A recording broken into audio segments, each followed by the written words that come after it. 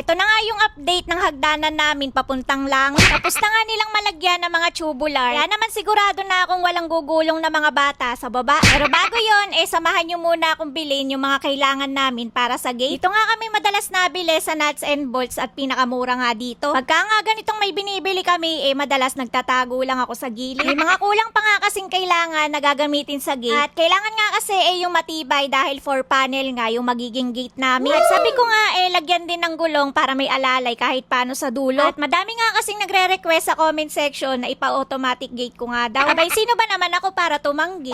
Pagka nalagyan ng gulong, madali na lang ipa-automatic. Dating nga namin dito sa bahay, tinabasa na nila yung mga gilid ng hagdanan papuntang at tubular lang talaga yung naisip namin na pinaka-safe ilagay dito. Para di na kami mag-alala na baka malaglag yung mga bata. At sigurado ako na mag-aakyat baba talaga sila dito dahil nasa taas yung mga computer. Mainam na nga lang at madami pang natirang mga tubular. Ito nga kasi yung ginamit pamorma sa mga poste at biga. Abay, nakatipid din kami kahit paano sa materyales at wala na nga kaming binili. At yung hagdanan naman dito sa baba nakapag-desisyon na kami na full glass talaga ang railing. Kaya hindi na namin pinagalaw yan at pag nakaipon palalagyan na rin namin. Dito naman sa may kitchen may pinapabago nga ako at pinapataasan ko nga ng at least 2 inch yun sa may ilalim ng lababo. Di ngayon sa may ilalim ng nook pinasabay ko na nga din. At doon ko nga kasi plano i-display yung mga baso na hindi naman araw-araw ginagamit. Abay, ngayon pa lang kino-consider ko na yung mga ganyan. At alam ko naman pagdating ng future dadami talaga yung mga gamit. Abay, lalo na ngayon na may sarili na akong bahay baka puro gamit na ang maging cravings ko. Ito nga sa dining area talaga ako pinaka-excited. At mas matagal kasi kami tumatambay sa dining area talaga kaysa sa living area. 2 to 3 hours ba naman kumakain yung mga alaga ko. Abay, pati family bonding dito na nga din namin ginagawa. After ko nga maghanap ng mali sa loob ng bahay dito naman ako sa labas tumingin-tingin. Yung mga gilid nga kasi ng mga trusses hindi pa napupulido yung mga palitada. At isa pa nga yun sa mga pinaayos namin dahil baka bahayan ng mga insekto. Pero okay na nga ngayon at tapos na nga nilang maayos lahat. Kaya yung bubong na lang dito sa may gate ang pinapalitadahan. Marami-rami pa nga ang gagawin dito sa bahay. Tingin ko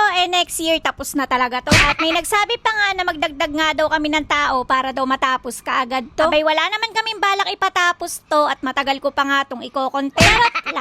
Wala naman na kasing major na gagawin dito sa bahay at panay retouch na lang. Flooring naman dito sa may maliit na gate baka bukas magawa na rin nila yan. Sa ngayon nasa 8 nga yung mga workers namin dito. Pang-siyam naman si Foreman at hindi naman na siya whole day dito. Siya kasi yung gumagawa ng mga tubo sa CR. At sa susunod ipapakita ko nga yun sa inyo. Marami-rami pa nga kayong aabangan dito araw-araw. At dapat pala kung ano lang yung natapos nila yun lang yung ibablog ko. Abay, 2 days na kasing walang nangaaway sa akin at nakikita na nila na may nagbabago. Kaya naman, wag mong kakalimutang i-follow. Bukas na lang uli!